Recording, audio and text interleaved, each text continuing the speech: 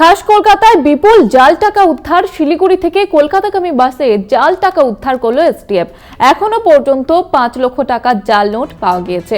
ধৃত ব্যক্তি মনোয়ার শেখ মালদার কালিয়াচকের বাসিন্দা বলেই জানা যাচ্ছে। খাস কলকাতায় এবার বিপুল জাল টাকা উদ্ধার এবং শিলিগুড়ি থেকে বাসে টাকা উদ্ধার করলো এসটিএফ। এখনো পর্যন্ত 5 লক্ষ টাকার জাল নোট পাওয়া গিয়েছে এবং ধৃত ব্যক্তি মনোয়ার শেখ মালদার কালিয়াচকের বাসিন্দা।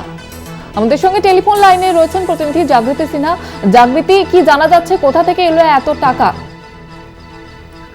দেখো, উত্তরবঙ্গ থেকে একটি বাস শিলিগুড়ি থেকে বাস আসছিল কলকাতাগামী একটি বাস।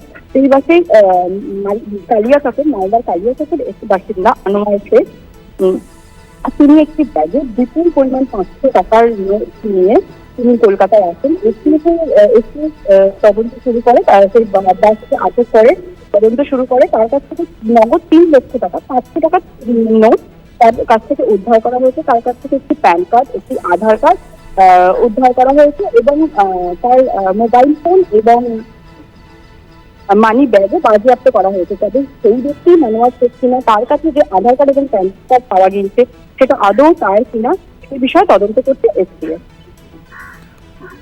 জাগৃতি, কোথায় নিয়ে যাওয়া হচ্ছিল টাকা? পুলিশ সূত্রে কি জানতে পারছো? এখনো পর্যন্ত তিনি কোথায় টাকা পাচ্ছে করছিলেন এরকম তিনি এখনো পর্যন্ত জানাননি। তবে তাকে পুলিশ তদন্ত করে তাকে আদালতের কাছ থেকে নিজেদের হেফাজতে ছেড়ে বাকি তদন্ত করে সমস্তটাই জানাবে তিনি আদৌ টাকা কোথায় পাচার করছিলেন বা আদৌ টাকাটা কার কিনা, সমস্তটাই তদন্তের উপর নির্ভর। ধন্যবাদ জানাবো জাগৃতি। আমাদের সঙ্গে ছিলেন প্রতিনিধি জাগৃতি সিনহা।